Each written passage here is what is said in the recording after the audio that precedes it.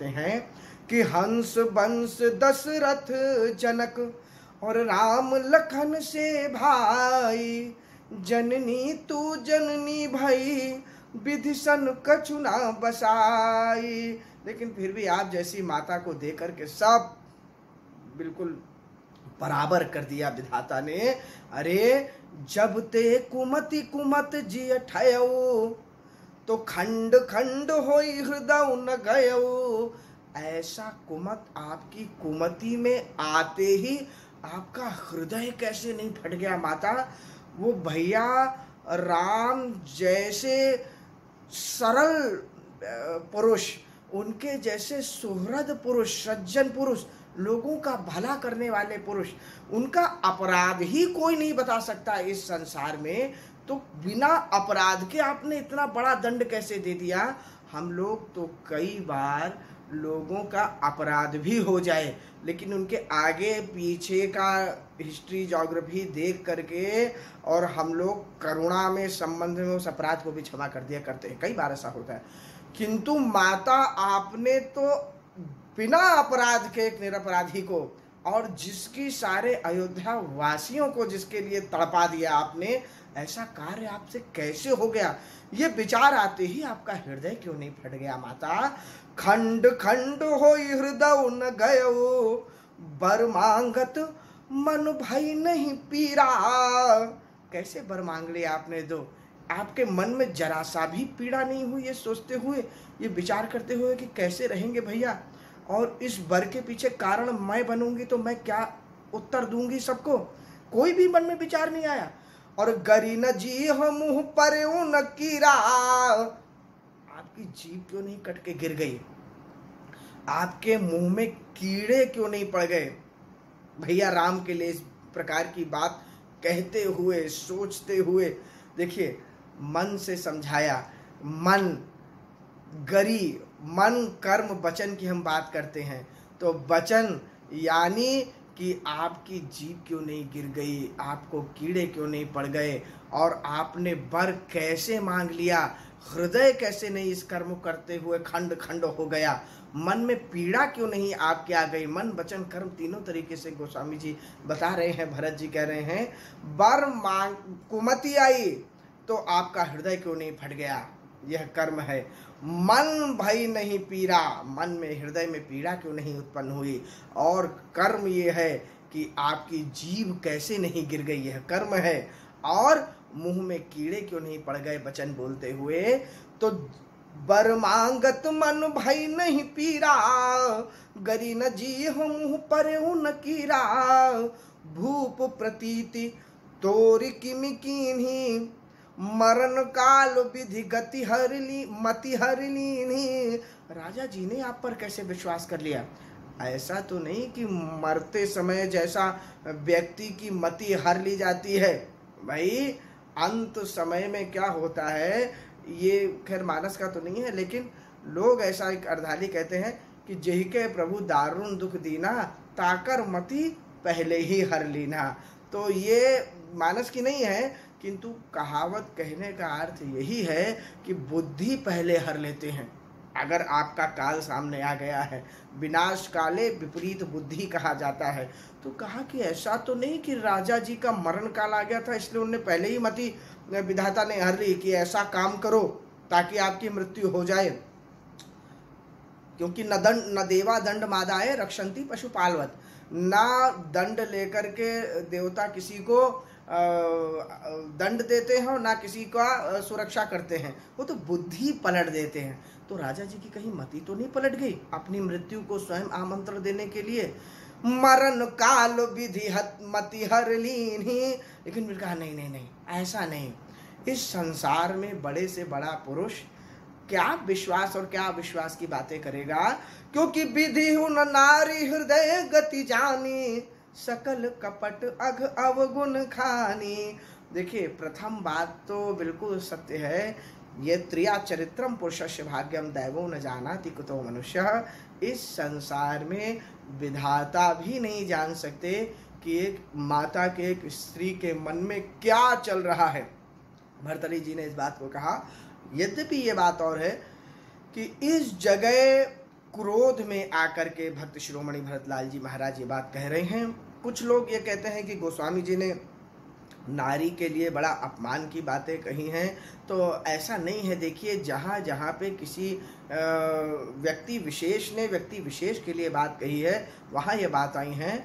और अन्यथा आप अन्य पुराणों को भी खंगाल के देख लेंगे, अरे देवी भागवत को भी आप खंगाल के देख लेंगे, वो तो माता का ही ग्रंथ है, उसमें भी कहीं कहीं विशेष जगह पे कुछ बातें जो शास्त्र सम्मत हैं। इसको मैं सूत्र में केवल इतना कहूँ, बड़ी व्याख्या नहीं करूँगा इस बात की, क्योंकि इस प्रसंग में आ गया कि ब्रह्मा जी ने सृष्टि की संरचना में नारी और पुरुष दो बनाए हैं, और दोनों के अंदर अपने अपने अनुसार गुण और अवगुण दोनों हैं। इसका ये अर्थ नहीं कि पुरुष बहुत बड़े क्लीन चिट हैं, पुरुष में भी बहुत सारे अवगुण हैं, स्त्रियों में भी अवगुण हैं, स्त्रियों में भी गुण हैं और पुरुष में भी गुण हैं। यहाँ प्रसंग अनुसार ये वाली बात आ गई।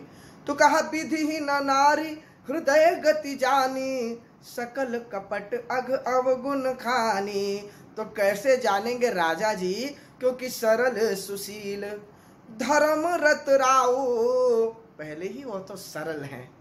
सरल व्यक्ति की सबसे बड़ी पहचान ये होती है कि वो दूसरे को भी सरल समझता है। जो मन में होता है वही उसकी वाणी में होता है और वही उसके कर्म में होता है। वो अंदर कुछ और बाहर कुछ और नहीं होता है। तो राजा जी तो पहले ही सरल हैं।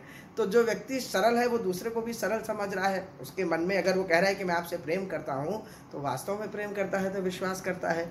सुशील है, धर्मरत हैं, सो किमी जानई तीय स्वभाव। वो कोई रिसर्च करके तो बैठे नहीं है स्त्री के ऊपर या स्त्री के स्वभाव के ऊपर इस प्रकार की, या आपके ऊपर कोई उन्होंने इस रिसर्च, कोई आपके पीछे उन्होंने जासूस तो लगा के रखे नहीं कभी कि मंत्रा क्या कान भर रही है कि आपके मन में कैसे बात आ गई। वो तो बेचारे सरल है, प्रसन्न होकर आपके पास आके संदेश उन्होंने सुनाया। तो सरल सुशील धर्म रत राव, सो किमि जानई तीय स्वभाव। अस को जीव जंतु जग माही, जहि रघुनाथ प्राण प्रिय नाही। भक्त शिरोमणि भरत जी कहते हैं कि माता एक बात बताओ, इस संसार में मैं मनुष्यों की बात नहीं करता, मैं तो 84 लाख योनियों की बात कर रहा हूं। ए प्रिय सब ही जहां लगी प्राणी। परमात्मा से कौन प्रेम नहीं करता, ये बताइए। राम जी किनको प्रिय नहीं है, ये आप बताइए। जिनहि निरख मग सापिनी बीछी, छाड़ी विषम विष तामस्ती छी। तो कहने का अर्थ है कि जिनको देख करके बड़े बड़े विषैले सर्प भी अपने विष को त्याग दिया करते हैं, ऐसे प्रभु श्री राम, ऐसे प्रभु श्री राम की बैरियू राम बड़ाई करहीं, बोलनी मिलनी विनय मन हरहीं। ऐसे प्रभु श्री राम कि सेवक सचिव सकल पुरवासी, जे हमार अरि मित्र उदासी सब ही राम प्रिय, जेहि विधि मोही। ऐसे प्रभु श्री राम जिनसे शत्रु भी प्रेम करते हैं, बड़ाई करते हैं, तो ऐसे जो सबके प्राणों से प्रिय हैं श्री राम। भरत जी कहते हैं कि अस को जीव जंतु जग माही, जहि रघुनाथ प्राण प्रिय नाही। भे अति अहित राम ते उतो ही। वो प्रभु श्री राम जो सबको प्राणों से प्रिय हैं, वो आपको अति अहित हो गए, अहित भी नहीं हुए। अहित भी एक बार होता है, व्यक्ति परिवार में मान लीजिए कोई पसंद नहीं है, तो हम लोग क्या करते हैं, उस तरफ से अवॉइड कर देते हैं। इतना बड़ा राजमहल है वहाँ, तो आप अपने राजमहल में रहिए, वो अपने राजमहल में रहे। लेकिन इतने अहित हो गए कि आपने उनको 14 वर्ष वनवास दे डाला, और वह भी विशेष उदासी के साथ वनवास दे डाला। तो यह मेरी माता नहीं हो सकती कैकेयी, भरत जी महाराज कह रहे हैं। क्योंकि मेरी माता तो वो तो कहती थी कि भरत न मोहि प्रिय राम समाना, सदा कहे यह सब जग जाना।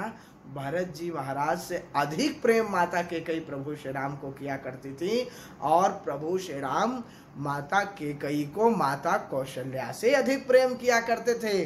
माता कैकेयी ने स्वयं यह बात मंथरा से भी कही थी कि मोह पर करहिं स्नेह विषेखी, मैं करी प्रीति परीक्षा देखी।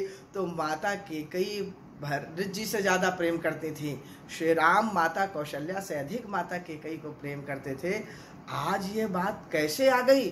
अर्थात यह मेरी माता केकई हो ही नहीं सकती। भरत जी महाराज कह रहे हैं कि भेयति अहित राम ते उतो ही, तो को तू हसी, कौन है बता तू मेरी माता नहीं हो सकती।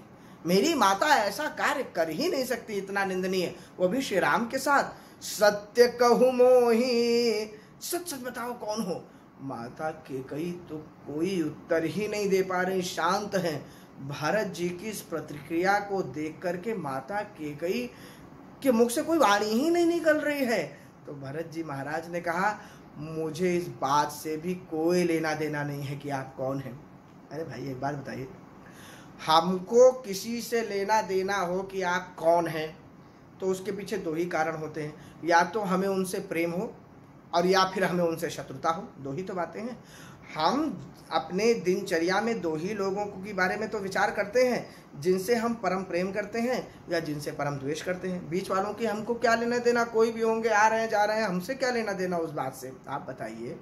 तो भरत जी महाराज ने कहा कि आप तो मेरे लिए उस प्रकार हो गई हैं अब कि आप कौन है मुझे इससे भी कोई मतलब नहीं है। क्योंकि आप अगर राम जी के विरोधी हैं तो श्री राम के विरोधी के विषय में तो मैं एक क्षण भी नहीं सोचना चाहता हूं। तो मुझे ये जानना भी नहीं कि अब आप कौन है। आप जो होंगी, जो हसी सो हसी मुंह मसिलाई, क्या कठोर शब्द कहे हैं माता केकई को श्री भरत लाल जी ने, कि कोई भी हो आप अपना मुंह काला करके उधर हो जाइए। अर्थात आपके मुख पर तो कलंक पहले ही लग चुका है, आपने अपने मुख पर कलंक लगा लिया। मच्छर काहू कलंक न लावा।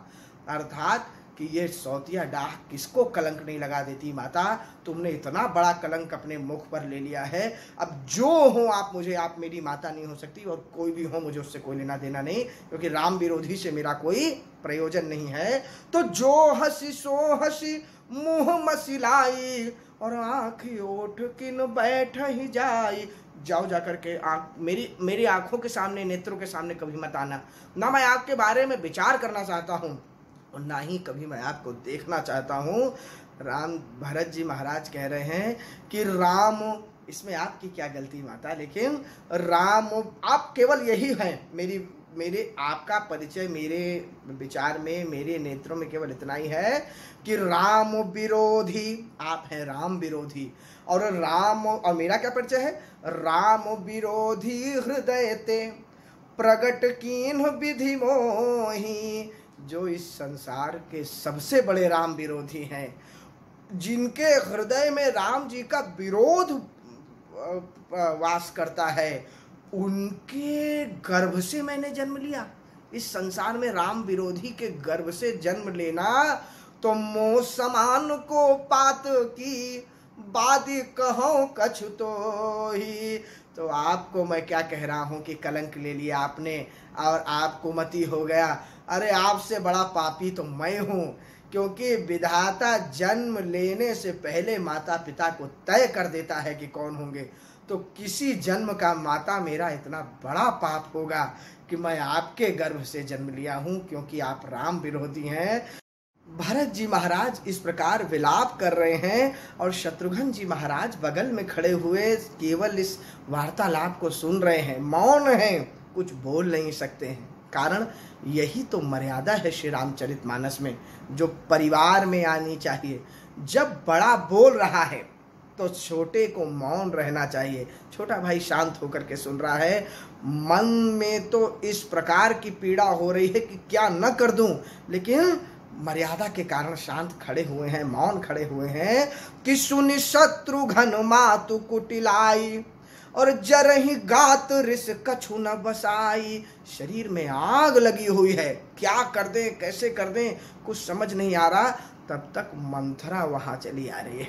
और देखिए, मंथरा दिव्य दिव्य आभूषण पहन के, दिव्य दिव्य वस्त्र पहन के, अपनी आयु का ध्यान न रखते हुए, अपने पद का ध्यान न रखते हुए, इस परिस्थिति का ध्यान न रखते हुए कि राजा जी का स्वर्गवास हो गया है। अरे भाई, चलो राम जी वनवास चले गए तो आपकी इच्छा थी, उसमें तो वो समझ में आता है, किंतु राजा जी का भी तो स्वर्गवास हो गया है। यह क्या कोई अच्छी बात है कि इस समय आप इतना तैयार होके आ रही हैं? लेकिन मंथरा तो ऐसा दिव्य बन के आई है, दिव्य दिव्य आभूषण पहन के, मानो यह सोचती हुई आ रही है कि भैया भरत मुझसे कितना प्रसन्न होंगे। मैंने उनके राजपाट की देखो तो कैसी व्यवस्था कर दी, और मैं जाकर यही निवेदन करूंगी कि भरत जी, भरत लाल जी, अब आप राजा बनने वाले हो तो मेरा जरूर ध्यान रखना। अब आप राजा हो जाओगे तो मेरा भी कुछ प्रमोशन कर देना, मेरे भी पद का ध्यान रखना, मुझे भी अच्छे अच्छे उपहार देना, प्रसाद देना, क्योंकि आपकी माता की सहायता में मैं भी साथ में शामिल थी। तो ये सोचकर कि भरत जी बड़ा प्रसन्न होंगे इस बात को सुन के कि मैंने उनके लिए इतना सहयोग किया। तो तेही अवसर कुबरी तहाँ आई, और बसन विभूषण विविध बनाई। सुंदर सुंदर आभूषण पहन के मंथरा चली आ रही है। तो लखी रिस भरे लखन लघु भाई। देखिए पहले ही एक तो जरहि गात रिस कछु न बसाई, पहले ही शत्रुघ्न जी महाराज क्रोध से लाल हो रहे थे, और उनकी जैसे ही दृष्टि पड़ी मंथरा पे, और मंथरा इतने दिव्य आभूषण पहन के और खिला हुए चेहरे से चली आ रही है, तो शत्रुघ्न जी महाराज ने देखा। तो प्रथम तो क्रोध का यह स्वभाव होता ही है कि क्रोध है तो उस समय सामने नहीं जाना चाहिए। पहले ही क्रोध पी के शत्रुघ्न जी महाराज बैठे हुए हैं वहाँ पे, कुछ कह नहीं रहे, ये आ रही है। तो लखी रिस भरे लखन लघु भाई। देखिए वैसे शत्रुघ्न जी को भरतानुज लक्ष्मण पुनि भेंटे, भरतानुज कहा गया है, लेकिन यहाँ पे गोस्वामी जी लखन लघु भाई कह रहे हैं। कारण शत्रुघ्न जी महाराज मन में सोच रहे हैं कि मंथरा देवी, मेरे भैया लखन लाल चले क्या गए वनवास के लिए, तो तुम लोग इतना फ्री हो गए। तुम लोगों को क्या लग रहा है कि लखन भैया चले गए तो अब अपराध का दंड देने वाला इस राजमहल में कोई भी नहीं रहा है? अभी लखन लघु भाई इस राजमहल में है, क्योंकि दीन लखन सिख असमन मोरे। लक्ष्मण जी महाराज अनुशासनहीनता पे कुछ ना कुछ जरूर टोकते थे, दंड देते थे, किसी प्रकार से रोकते थे लोगों को। तो यहाँ पे डांटते थे, फटकारते थे, कुछ भी करते थे। तो यहाँ पे इसीलिए लखन लघु भाई है कि लक्ष्मण जी नहीं है तो इस भ्रम में मत रहना, उनका भाई अभी खड़ा हुआ है आपको दंड देने के लिए जो आपने अपराध किया है। तो लखी रिस भरे लखन लघु भाई, और बरत अनल घृत आहुति पाई। जैसे बढ़ती हुई अग्नि में और कोई घृत की आहुति, घी डाल दे, उस प्रकार से मंथरा का ये कृत्य शत्रुघ्न जी महाराज को लगा। पहले ही जले जा रहे थे अग्नि में और ये सामने और आ गई इस प्रकार से चढ़ाने के लिए एकदम। तो क्या किया कि हुमा गिलात तकी कुबर मारा, ऐसा चरण का प्रहार किया उसके कुबर पे कि पारी मुंह भर मही करत पुकारा। मुंह के बल गिरी, सारे दांत जितने बचे थे वो भी जमीन पे गिर गए और चिल्ला रही अरे अरे अरे। कुबर पे ऐसा पड़ा कि पीठ भी फ्रैक्चर हो गई उसकी। अरे अरे यह क्या हो गया, अरे मुझे इस प्रकार से क्यों मार रहे हो? आह दई में काह नसावा, मैंने क्या गलत किया? करत नीक फल अनैस पावा, ये क्या हो गया? मैंने तो इतना अच्छा किया था, मुझे इस प्रकार से अच्छा करने का भी बुरा फल मिलता है क्या इस संसार में? इतना सुना तो शत्रुघ्न जी महाराज का क्रोध और सातवें आसमान पे चला गया कि ये नीक किया जो पूरे संसार के लिए अनहित हो गया, वो ये हित की बात कर रही कि नीक किया, किसके लिए नीक कर दिया इसने ऐसा? और क्रोध में आग बबूला हो गया शत्रुघ्न जी महाराज। मंत्रा कह रही है करत नीक फल अनैस पावा, तो सुनी रिपुहन लखी नख सिक खोटी, सुनी रिपुहन धरी नख सिक खोटी, और लगे घसीटन धरी धरी झोटी। उसको जब देखा कि ये तो नाक से नख से लेकर के और शिखा तक, सिर तक खोटी है भाई, ये इस समय तो आकर के सांत्वना ही दे देती, अरे यही कह देती कि मुझसे अपराध हो गया जो मैंने किया, तो भी समझ में आता है इसको अपने अपराध का भी भान नहीं है, किसने अच्छा किया कि बुरा किया। ये कह रही कि मैंने नीक किया, अरे इस अपराध के बाद भी अच्छा कहने की बात समझ रही है। तो पकड़ा झोटी और पकड़ के खींचने लग गए, उसको रगड़ने लग गए जमीन पर कि दुष्टा, ये तूने इतना बड़ा अपराध कर दिया। शत्रुघ्न जी महाराज मंथरा को दंड दे रहे हैं, तब तक भरत दयानिधि दीन छड़ाई। भरत जी महाराज पहुंच गए। अरे शत्रुघ्न मेरे भाई, छोड़ दो छोड़ दो। नहीं नहीं भैया, मैं इसको नहीं छोड़ूंगा।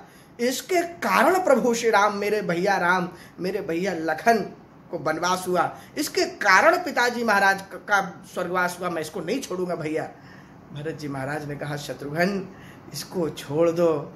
अरे मेरे भाई, जब अपना ही सिक्का खोटा है तो दूसरे को क्या दोष देना। इसने तो केवल सलाह दी थी मेरे भाई, करने वाली तो हमारी अपनी माता केकई है ना, उनको तो हम और आप कुछ नहीं कर सकते ना शत्रुघ्न, तो इसको छोड़ दो, इसकी क्या गलती है। इसने तो जो किया सो किया, लेकिन इसकी बात को माना तो हमारी माता ने, गलती हमारे पक्ष में है शत्रुघ्न, इसकी कोई गलती नहीं है, इसे जाने दो।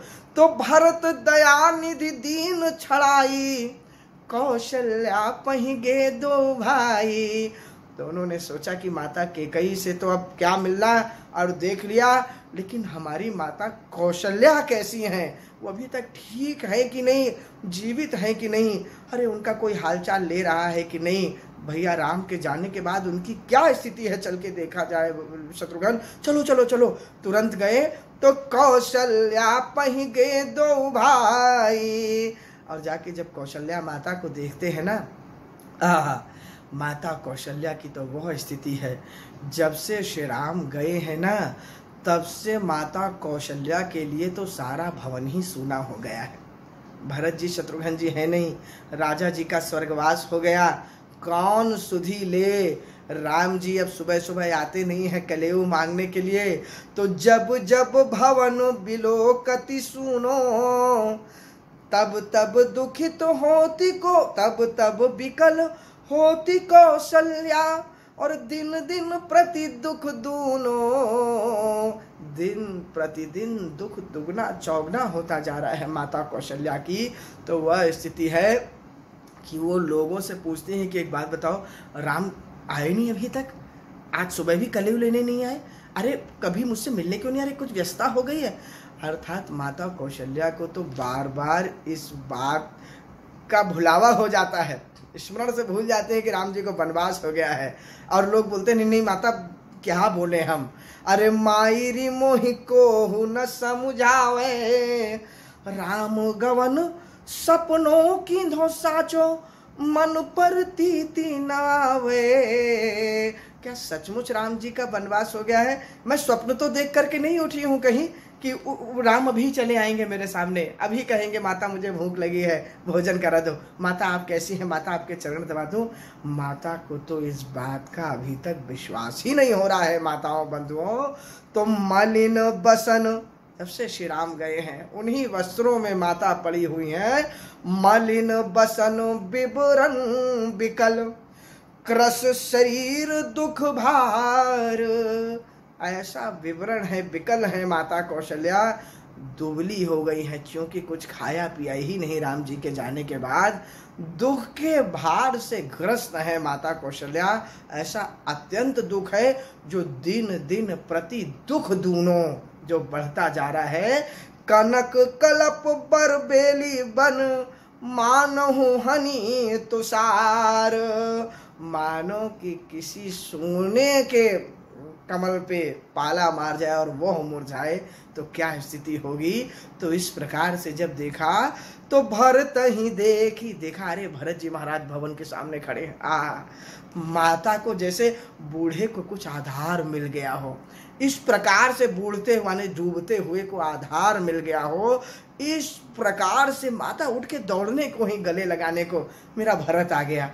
भरत कहाँ चला गया था? तो भरत ही देखी मातु उठी धाई, दौड़ी लेकिन भोजन नहीं किया था, दुख के कारण विकल थी, चिंता के कारण दुबली होती जा रही थी, दुख के कारण शरीर में इतनी शक्ति ही नहीं थी कि जाकर के भरत जी महाराज को गले से लगा पाए। अरे मेरे भरत आ गया, और इतना कह करके मूर्छित अवनी परी झैयाई। माता को तो मूर्छा आ गई, चक्कर आ गया, चक्कर झई आई।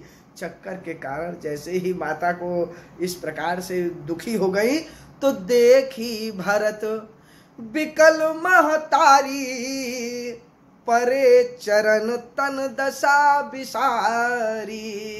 भरत जी महाराज आए और आकर के माता के चरणों पे गिर गए। अरे माता, अरे माता, अरे माता, ये क्या हो गया? इस प्रकार से आपकी कैसे स्थिति हो गई माता? तो क्या हो गया माता? माता पिताजी कहाँ हैं? माता भैया कहाँ चले गए? देखिए क्या व्यवहारिक दृश्य लिखा है गोस्वामी जी ने। यही स्थिति होती है जब किसी के घर से कोई चला जाता है ना, और परिवार में कोई बाहर से आता है, तो आकर के वो यही कहता है, ये क्या हो गया? पिताजी कहाँ चले गए? भैया कहाँ चले गए? सब लोग कहाँ, सब जानते हैं भरत जी, लेकिन अलौकिक लेखनी गोस्वामी तुलसीदास जी महाराज की। और ये अलौकिक उस विरह वेदना का दृश्य है कि जब परिवार में दुख होता है तो इसी प्रकार से सब कहते हैं। भरत जी भी कह रहे हैं, माता, माता क्या हो गया? मातु तात कहाँ देऊं दिखाई। माता एक बार, मुझे विलम्ब हो गया, एक बार पिताजी से मिला दो, एक बार दिखा दो तात कहाँ चले गए, पिता कहाँ चले गए। माता, मातु तात कहाँ देऊं दिखाई, और कहाँ सिया राम लखन दो भाई। माता भैया राम कहाँ चले गए? माता जानकी कहाँ है? बता दो माता, कहाँ चले गए मेरे प्रिय लखन लाल? माता कुछ तो बता दो, कहाँ चले गए? क्या हो गया माता? ये इस प्रकार से क्यों यह दृश्य हो गया? माता कई कई कत जन्मी जग माझा। अपनी माता को भी माता नहीं कह रहे हैं, नाम लेकर के भरत जी महाराज कह रहे हैं कि माता, मुझे तो इस बात का दुख अधिक हो रहा है कि माता केकई ने जन्म क्यों लिया, इस संसार में क्यों आई? क्या यही करने के लिए वो आई थी? पूरी अयोध्या धाम को विकल करने के लिए आई थी, ये दशा बनाने के लिए आई थी आप सबकी माता केकई। कई कई कत जन्मी जग माझा।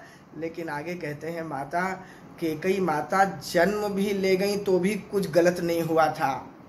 केकई माता का जन्म तो चल जाता, वास्तविक कारण तो यह है कि मैं क्यों जन्म लिया, मैं जन्म लेते ही क्यों नहीं मर गया, ये मेरा जन्म ही क्यों हुआ इस संसार में। केकई माता का जन्म लेना दोष नहीं है, दोष तो मेरा जन्म लेना है माता। न मैं होता और न इस प्रकार भैया राम को वनवास होता। तो कई कई कत जन्मी जग माझा। चलो वो जन्म ले गई तो भी कोई बात, जो जन्मी तो भाई काहे न बांझा। जन्म लिया ही था तो बांझ बन जाती, ना मुझे जन्म देती, जन्म ही नहीं होता मेरा, तो कम से कम यह दशा तो नहीं होती। क्योंकि कुल कलंक जही जन्म में मोही। इस कलंक का कुल का कलंक तो मैं हूं माता। माता केकई थोड़ी है। लोग पूछेंगे कि राम जी का राज्य नहीं हुआ तो किसका राज्य हुआ, तो लोग कहेंगे भरत जी का राज्य हुआ। तो अपने आप समझ में आ जाएगा कि राम जी के सिंहासन पर बैठने वाला, राम जी को हटाकर बैठने वाला ये भरत है, यही कलंक है रघुकुल वंश का। तो कुल का कलंक तो रघुकुल का, तो मैं कलंक हूँ रघुवंश का। कुल कलंक जही जन में मोही, अपजस भाजन और प्रियजन द्रोही। अपने जो राम जी से अधिक मुझे कोई प्रेम नहीं करता, राम जी से ज्यादा सुनहु भरत रघुबर मन माही, और प्रेम पात्र तुम सम को नाही। आगे इसकी चर्चा करेंगे, यदि भगवान की कृपा रही तो आगे भरत चरित पे आगे। राम जी जितना प्रेम भरत जी से करते हैं कोई नहीं करता। तो कह रहे हैं कि वो जो मुझे सबसे ज्यादा प्रेम करते थे उनका ऐसा अहित हो गया, उनका द्रोह किया मैंने, पिताजी का द्रोह कर दिया, माता आपका द्रोह कर दिया, सारे अयोध्या वासियों का द्रोह करने वाला तो मैं हूं। अपजस भाजन प्रियजन द्रोही, कोटि भुवन मोहित सरिस अभागी, और गति ऐसी तोरी माँ तुझे ही लागी। मैं, मेरे कारण माता, मुझसे ज्यादा अभागी कौन होगा जो आपकी गति ऐसी कर दी। आप तो सरल स्वभाव की माता, आपका भी मैंने इस प्रकार से यह स्थिति में ला दिया, मुझसे ज्यादा अभागी कौन होगा। पीतु सुरपुर, आपका एक मैंने किया इस प्रकार से दुर्दशा करने मैं कारण। दूसरा किसकी दुर्दशा की? पितु सुरपुर, पिताजी को स्वर्गवास भेजने में भी कारण तो मैं ही था। बन रघुबर के तू मैं केवल सब अनुरथ हेतु, और राम जी को मैंने वनवास भेज दिया। यहाँ रघुवर केतु का दो अर्थ निकलते हैं। पहला अर्थ तो रघुवर केतु का है, केतु माने पताका होता है, तो ये रघुकुल वंश की पताका श्री राम जी को मैंने वनवास भेज दिया, देखो तो। लेकिन दूसरा अर्थ जो निकलता है वो इससे भी सुंदर निकलता है, क्या कि पितु सूरपुर, पिताजी को मैंने एक तो भेज दिया, स्वर्गवास करा दिया उनका, वन रघुबर, और वन में भेज दिया रघुबर को, और केतु को अलग कर दिया। केतु मैं वो केतु हूं जो दुष्ट उदय जग आरत हेतु, जथा प्रसिद्ध अधम खग केतु, अधम ग्रह केतु। तो जैसे अधम ग्रह केतु होता है ना, जो उदय होता है तो जग को दुख देता है, वैसे मैं जन्म लेकर आप सबको दुख देने के लिए आया था। ये और सुंदर इसका भाव निकलता है। भरत जी अपने आप को कह रहे हैं केतु की तरह, तो कह रहे हैं पितु सूरपुर बन रघुबर केतु, मैं केवल सब अनरथ हेतु, धिग मोहि बहऊं बेनु बन आगी। देखो तो मैं इस बांस रूपी जंगल में आग बन करके उत्पन्न हो गया। ये जो संघर्षण हुआ, संघर्षण के कारण अग्नि उत्पन्न होती है, तो ये राजा जी और माता केकई के बीच में संघर्षण जो हुआ है उसका कारण भी तो मैं हूँ, और उस संघर्षण के कारण मैं ही अग्नि बन के उत्पन्न हुआ, और उत्पन्न हो मतलब इस अयोध्या रूपी जंगल को जलाने के लिए जो कारण बना हूं वो तो मैं ही हूं। तो भयऊ बेनु बन आगी, धिग मोहि भयऊ बेनु बन आगी, झूठ काह पछताऊं अभागी। ये झूठ मूठ का नाटक करने से क्या होगा माता, वास्तव में जब कहा जाएगा तो यही समझेंगे लोग कि ये भरत ही हैं जिनके कारण यह सब हुआ। तो जब इस प्रकार माता सारा अपराधी मैं हूँ, सब कुछ करने के पीछे केवल मैं ही कारण हूँ माता, माता मुझे क्षमा कर दो, लेकिन मैं ये नहीं जानता था माता।